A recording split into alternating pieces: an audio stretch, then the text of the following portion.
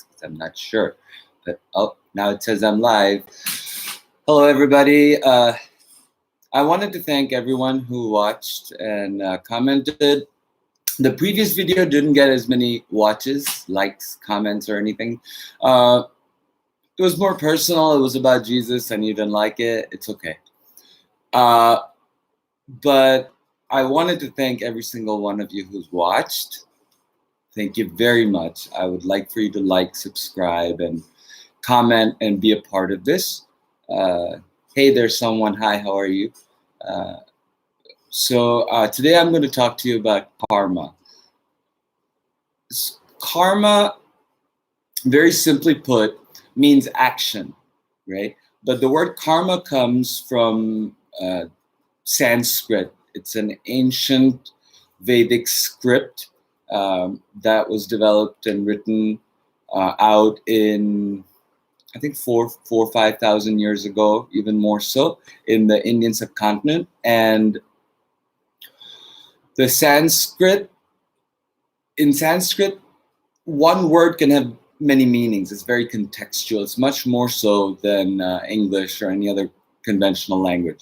So karma means action, but karma also means inaction, or karma means wrong action, or karma means consequence of an action, right? And it's not just a very, it's not isolated action. It's compounding action. It's over the course of time. So I'm going to try and explain this to you.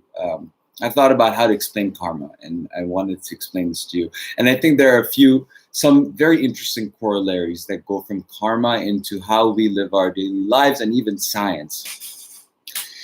So I'm going to go back to the example of the apple. I just really liked it, even though no one else liked it in the previous video. So say you have now consumed the apples that you've gotten, presumptively because they were good, and you've saved the seeds because they were organic, and you wanted to plant your own apple seeds and have your own apple trees and maybe orchards. So what you did was you got a pot, put some soil in it, put the seed on top of it, put some water on it, and just left it out. Next day you came back, the seed's not there. Turns out there was a pigeon who came and got the seed, right? So that was wrong action, but that was action. So what do you do? You're like, okay, that didn't work out. So I still want the tree. That's my ultimate goal. So that's my, so what I'm going to do is I'm going to try to, maybe push it down a little bit so the bird can't see it. So you push it down a little bit, and you put it up with soil, you put some water on it, and a couple of days later, a little seedling comes up, and you're so happy about it, you just water it, and you water it, and you water it, and you water it, and you kill it. Why? Because you've drowned the roots. So all of a sudden, the plant, little sap seedling turns brown, and you're like, what the hell? You try to pull it a little bit, and the whole thing comes out without the root because you have overwatered it. So you're like, oh, crap. So now you go ahead and you try again. So you try again, you put the seed in, and you make sure you don't water it too often. But then, because you have just started doing it, you kind of forgot that you had that pot out in the balcony. And so you don't water it once the seedling comes out, and you forget about it for a few days, and the seedling dies. And you're like, oh, crap. All right, time 4. So now you finally decide that you're going to pay attention to it. You're going to put the seed inside underneath so the pigeon can't see.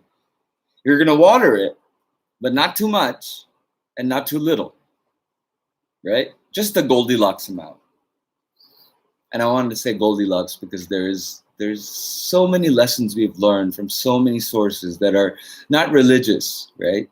That are just lessons from wise people throughout generations in our history, where they've told us that, the Goldilocks zone, which is, what is it? No one has to explain to you because you know the story of Goldilocks. And if you don't, please Google it. You're living in a cave. And so all of the things that you did in that process, and so once you do that and you water it just right, the plant starts growing and growing and growing and growing, and a few years go by and you have a tree. And it's amazing. That is the fruit of your labor. That is your goal. And all of that karma, everything from putting the seed, the pigeon taking it away, learning from it, trial and error, by trial and error, to get to your goal. That is karma. And the fruit of that karma is the apple of your own tree. Right? Now, you have to remember that karma doesn't end there, right? The tree's going to stay. Your actions will remain, will have an effect, will have a consequence. So say, for example, 10 years down the road, you have all these plants now, right? Or 15 years down the road, you have all these plants and you have all these trees and you're growing an orchard, and you decide you want to build a house in the middle of the orchard. So you build a house in the middle of the orchard, and a few years go by, everything is all right. And you notice how nothing is happening in this time. Yeah, no karma, good apples, karma, fruit of my labor. I'm making money, I'm selling fruit. And then one day you go down to your basement and you see this huge crack in your basement wall. And you're like, God damn it, the tree. Yeah, the tree root broke through and went through the damn wall, the foundations of your house. Whose fault is that? The tree's fault? You're the one who planted the tree right there. The tree doesn't have any legs. It's your fault. Because you put that in there without thinking of the consequences of your action and how that could impact your pre-existing karma. And it doesn't have to be, this karma thing doesn't have to be malicious, because the universe doesn't understand really what we consider to be intent. It only understands energy.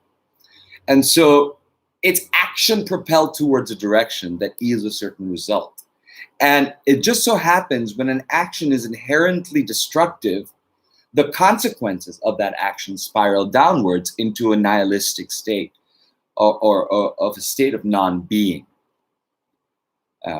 Versus when it's done the other way around, where by trial and error, the goal that you achieve is an ascension from the seed to the plant, from the plant to the fruit, from the fruit to the business, from the business to the nourishment, nurturing that you get, as well as those who consume your fruit get. So all of this is linked in the cycle of karma. All of this is, and everything that you do in your life with intent, with a goal in mind, is part of the cycle of karma. And that all of your actions, everything, just like breathing in and breathing out has consequences for your life, right? So breathing in and breathing out also has consequences for your voice. And this is what karma is. And this is what you have to understand, is that somebody's doing ill in your life, somebody doing ill in the world, karma is not necessarily going to come back and bite them in the butt because of their specific actions. Because we're ultimately just droplets in the ocean that is humanity, right? But a compounding action that heads in one direction propels a certain energy of consequences towards that direction. This morning I woke up and outside my window, there was a tree that was growing and somebody had cut it down. And my first was a gasp. And then I thought about it and I was, during coronavirus, I'm currently in India. In the last 3 weeks that there have been no cars outside, the pollution level has gone down. birds are chirping so much louder and they're flying about everywhere, and plants are growing. And in the midst of this, I wake up and I see this young tree just cut down, and and it's just laying there. It's not like they took the wood and they went away and used it to something. No, it's just cut down. And I found no reason for that. And I was so disheartened by that. And then I thought maybe he or she or whoever cut that down, they wanted to. They were angry. I don't know why. But that action itself may not have that much of a consequence. But when 1 billion people, without thinking, chop down 1 billion trees, that has a tidal wave of an impact.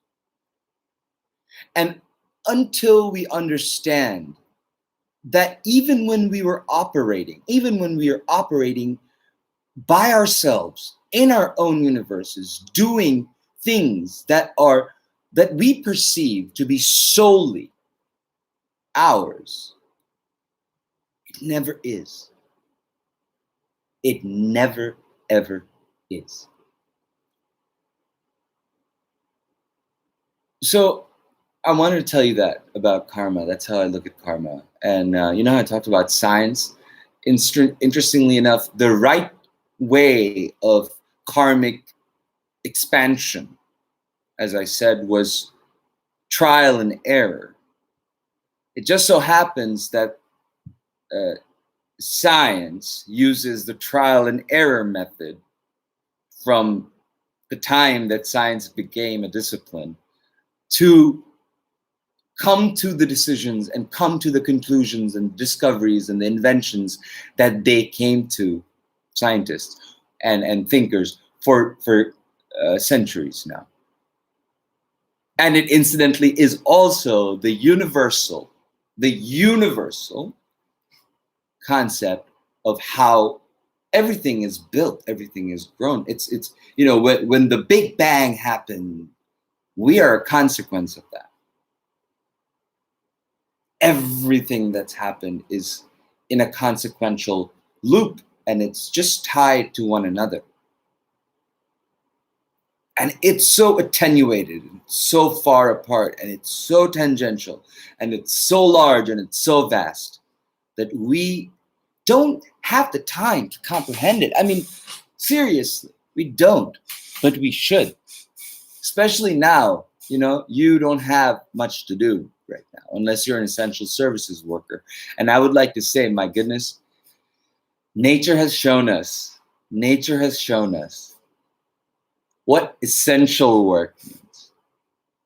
Taking care of one another, feeding one another, sheltering one another, taking care of one another. We are now compelled, excuse me, I keep yeah, but I'm in my room, in my house, and I haven't been out in 3 days because I'm agoraphobic. So, not 3 days, more like 3 weeks. So, I want to leave with this, is that you don't live in a vacuum. You're not alone. The world is not just a rock on which you stand and do things that have no consequence. Everything you do has a consequence. Everything is karma. And it is for us to decide what is wrong action, what is right action, when inaction is the right action, when inaction is the wrong action. These are the choices that we make. This is the responsibility we must take. And these are the lessons that we must learn if we are to move past the calamity that has befallen us.